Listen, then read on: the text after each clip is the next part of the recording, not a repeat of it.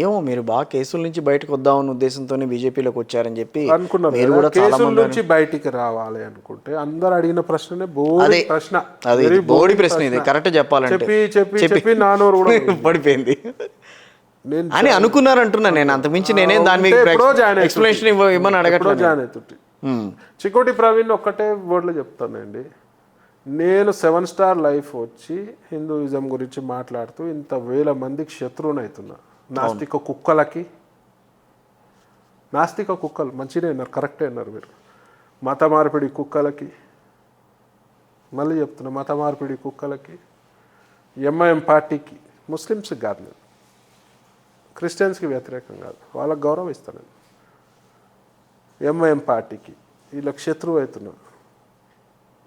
ఇప్పుడు కొందరు దళితుల ముసుగులో ఉన్న దొంగలకి శత్రువుని అవుతున్నా.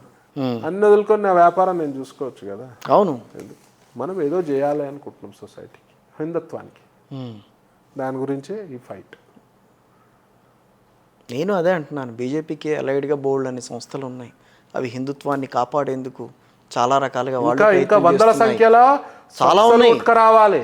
అవును, ఇది సరిపోదు, వందల సంఖ్యలో సంస్థలు పుట్టుకురావాలి. వీళ్ళంతా మతం ఎప్పుడో 70 ఏళ్ళ 100 ఏళ్ళ కింద కుల వివక్షకి చోటు చేసుకుందని ఓడు చేసిండని చెప్పి ఇవాళ అందరు హిందువుల మీద మీరు కక్షగా సాధించడం ఎంత మటుకు కరెక్ట్ సార్? ఇవాళ అదే దళితులకు నేను చెప్తున్నా, ఎక్కడైనా కుల వివక్షకి చోటు ఏడనుంది, ఎవడైనా చేస్తుండంటే నన్ను విలువండి, గల్లా పట్టుకొని రోడ్డు మీదే కొడతాను. దళితులకి గుళ్ళల్లో ఏంటన్నా రానియలేదు, మీరు రానియలేదు అంటే ఏంటన్నా జరుగుతా చెప్పండి, నేను వచ్చిన దళిత సోదరుని గుళ్ళకి తీసుకెళ్తాను, ఎవడు ఆపుతాడో కూడా చూస్తా. తప్పది. ఇలా ఆఫీస్లో వంట చేసేటోళ్ళు దళిత సోదరుడు, కలిసి తింటాం.